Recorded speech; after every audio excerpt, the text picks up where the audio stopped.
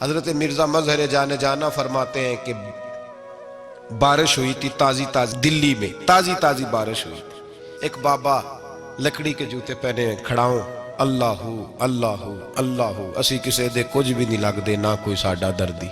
بابا مست ہو کے جا رہا اللہ اللہ کرتا جا رہا۔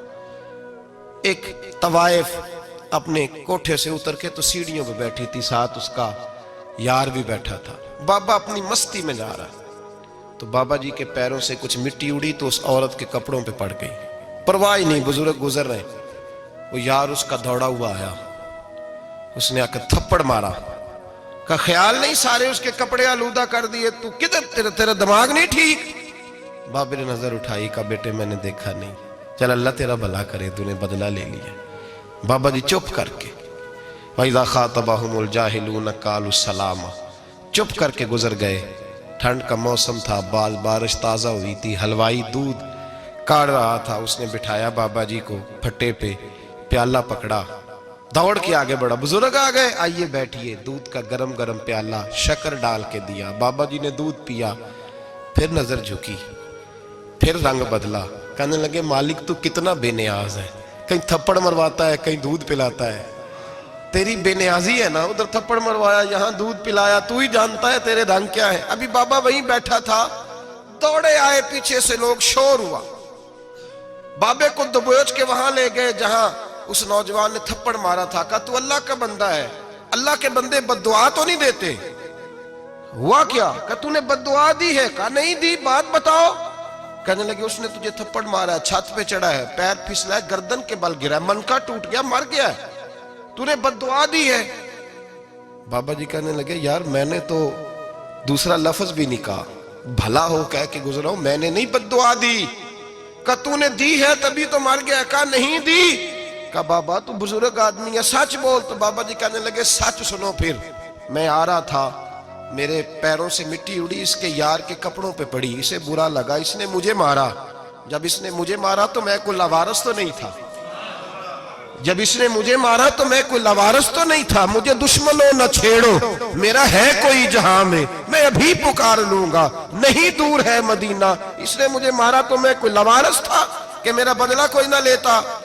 اس نے مجھے مارا ہے تو میرے یار کو برا لگا ہے تو اس نے اسے مار دیا ہے، میری تو غلطی کوئی نہیں، یاروں کا جھگڑا ہے، یہ تو دوستوں کا جھگڑا ہے، یہ تو یاروں کا جھگڑا ہے، کوئی غلطی نہیں میری، کوئی غلطی نہیں۔ خش خش جنہ قدر نہیں میرا، اے میرے صاحب نو وڈیانیاں، میں تے گلیاں دا روڑا کوڑا، میں گلیاں دا روڑا کوڑا، میں نو محل چڑھایا ہے سائیاں، میں نو محل چڑھایا ہے سائیاں۔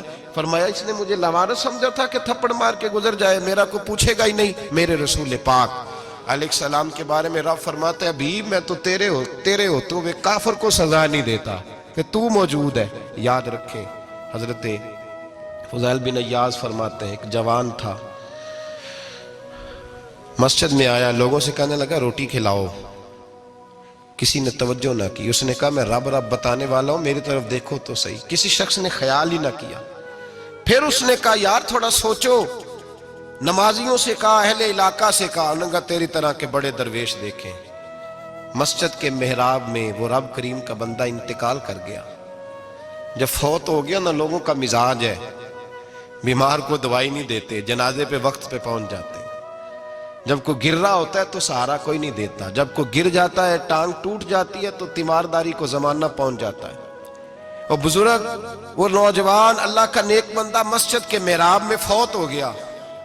حضرت فضیل ابن عیاض کہتے ہیں امام صاحب نے اعلان کیا چندہ دو، کوئی لاوارث فوت ہو گیا، کفن دینا۔ چندہ کٹھا ہوا، کفن خریدا، جنازہ پڑا، عشاء کے بعد دفن کر کے آئے۔ فجر کی نماز کے لیے جب امام اور مؤذن مسجد میں آئے تو چیخیں مارنے لگے، تڑپنے لگے، دور دور تک آوازیں پھیل گئی، دنیا دوڑی آئی، کیا ہوا؟ کہنے لگے وہ جو تم نے کفن پہنایا تھا وہ یہاں پڑا ہوا ہے، اور دیکھو کفن پہ تحریر لکھی ہے۔ تحریر کیا ہے؟ عرش کے مالک نے فرمایا میرے دوست نے روٹی مانگی تم نے دی نہیں، اس نے تمہیں میرے قریب کرنے کے لیے اپنی طرف توجہ کرائی، تم نے کی نہیں، اور میرا یار تمہارے کفن کا محتاج تھا، سنبھال کے رکھو اپنا کفن، میں نے اسے جنت کا لباس عطا فرما دیا، سنبھال کے رکھو، یہ کوئی لاوارثوں کا ٹولہ ہے؟ یاد رکھیں جو وارث والے ہیں، وارث والے ان کا رنگ اور ہے، جو ماننے والے ہیں ان کا مزاج اور ہے۔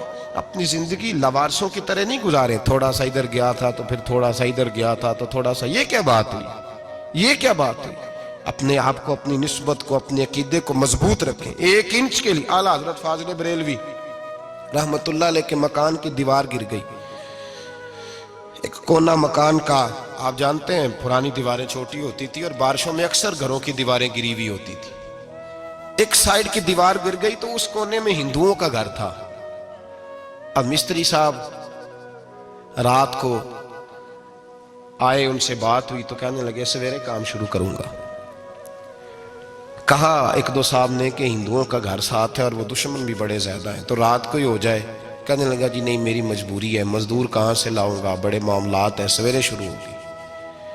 اب رات کو مولانا ظفر الدین بہاری علیہ رحمہ کہتے ہیں بچے مدرسے کے، باقی سارے لوگ، سب کو جمع کیا گیا، چونکہ اس طرف سے تھوڑا خطرہ تھا ہندوؤں کی جانب سے۔ کہا جناب یہ بڑے دشمن ہیں اسلام کے، تو اس طرح کرو، اس طرح کرو کہ 2-3 بچوں کی ڈیوٹی لگائیں یا کچھ لوگوں کی یہاں رات کو پہرا دیا جائے۔ ٹھنڈ بھی بڑی زیادہ تھی، کھڑا ہونا بھی مشکل تھا۔ اعلیٰ حضرت رحمت اللہ علیہ عشاء کی نماز کے بعد جلدی حجرہ خاص میں تشریف لے جاتے تھے۔ اس رات جب دیکھا نا باہر شور ہو رہا ہے تو اسی طرح سر پہ ایک رومال لپیٹا تو باہر آ گئے، کہنے لگے کیا شور ہے؟ کہ حضور سردی ذرا زیادہ ہے تو یہاں کسی کی ڈیوٹی لگانی ہے پہرے کی۔ 2 منٹ خاموش رہے، پھر فرمانے لگے کوئی ضرورت نہیں، جاؤ سو جاؤ سارے جا کے، کوئی ضرورت نہیں، جاؤ اپنے اپنے گھروں کو، کوئی حاجت نہیں، پہنچ جاؤ۔ کہا حضور مہربانی کرے، وہ طے ہونے لگا تھا۔ فرمایا میری وجہ سے کیوں کوئی ساری رات بیدار رہے، جاؤ تمہیں کہا نا آرام کرو۔ لوگ سو گئے۔ صبح فجر کی نماز پڑھ کے اعلیٰ حضرت رحمت اللہ تعالیٰ علیہ جب سیڑھیاں اتر رہے تھے رضا مسجد کی، تو وہ جس ہندو کی جانب سے زیادہ خطرہ تھا وہ سیڑھیوں پہ بیٹھا تھا، مسجد کی سیڑھیوں پہ۔ سب لوگوں کی توجہ ہو گئی، کہنے لگا مولانا میں کلمہ پڑھنے آیا ہوں، مجھے کلمہ پڑھا کے مسلمان کر دو، میں کلمہ پڑھنے آیا ہوں، مسلمان کریں۔ لوگوں کی توجہ، اعلیٰ فرمانے لگے نہیں ابھی تو انتظار کر، تھوڑی دیر کے اچھی طرح سوچ لے، جذباتی فیصلہ نہ کر کہ تو آ رہا ہے۔ یہ کہہ کے جب 2 سیڑھیاں نیچے اترے اس کے پاس سے تو اس نے پیر تھام لیے، کہنے لگا اب ایسے تو نہ کرو، رونے لگا۔ اعلیٰ حضرت رحمت اللہ نے کلمہ پڑھایا، کچھ باتوں کی نصیحت فرمائی، تشریف لے گئے۔ گھیرنے والے گھیر کے بیٹھ گئے، کہنے لگے ہمیں بھی بتا بدلہ کیسے ہے؟ کہنے لگا دیوار گر گئی، آدھی رات کے وقت، آدھی رات تک انتظار کرتا رہا، پہرے دار کوئی نہیں، تو 2 تلواریں لے کر جب میں ان کے مکان کی جانب بڑھا، میں نے کہا آج گردن کاٹوں گا اور کاٹ کر کے نکلوں گا۔ کہتا ہے جب میں قریب آیا تو 2 شیر کھڑے تھے، اوپر سے پلٹ کے آیا تو پھر کھڑے تھے، ادھر سے پلٹ کے آیا تو پھر کھڑے تھے۔ فرماتے ہیں میں 2 گھنٹے کے بعد آیا تو پھر پلٹ کے کھڑے تھے، میں پھر 1 گھنٹے کے بعد آیا، سحری کا وقت ہو گیا تو پھر پلٹ کے کھڑے تھے، اب میں ڈر کے بھاگا۔ کہتے ہیں فاضل بریلوی نے اپنی کھڑکی سے منہ باہر نکالا، کہنے لگے اور کتنا تجربہ کرے گا، مجھے تو لاوارث سمجھتا ہے، لاوارث ہوں میں، اور کتنا تجربہ کرے گا، بس کر مان جا۔ میں نے کہا حضور یہ کون ہے، مجھے بتائیے تو صحیح یہ کون ہے؟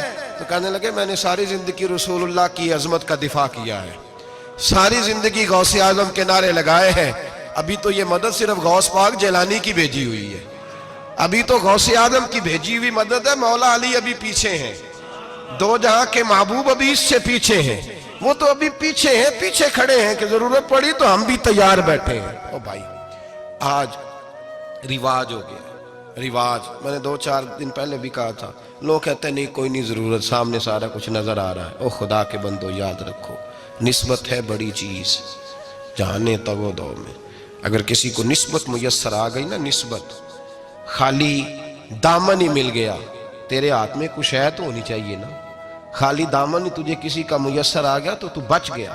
اپنی نسبتوں کی حفاظت کریں، ان کو مضبوط کریں، ان پر محنت کریں، ان پر توجہ رکھیں۔ یہ نسبت جو ہوتی ہے نا، نسبت، یہ دیکھیں نا، ایک گتا ہے، عام کتاب کو لگا ہوا ہے تو جہاں مرضی رکھ دو، اس کی کوئی قدر نہیں، لیکن جو گتا قرآن مجید کو لگ گیا ہے اس کو بغیر وضو چھونا جائز ہے۔ ایک پٹھے پہ اینٹ بنی ہے، جو باتھ روم میں لگ گئی وہاں بغیر جوتے کے جایا نہیں جا سکتا، اور جو مسجد میں لگ گئی وہاں جوتے پہن کے جایا نہیں جا سکتا. یہ نسبت ہے بڑی چیز. اگر میسر آئے نصیب ہو اپنی نسبت کو مضبوط کر کے رکھا کریں, اس کی جولانی کا مظاہرہ کیا کریں. اس نسبت میں روز توانائی آنی چاہیے.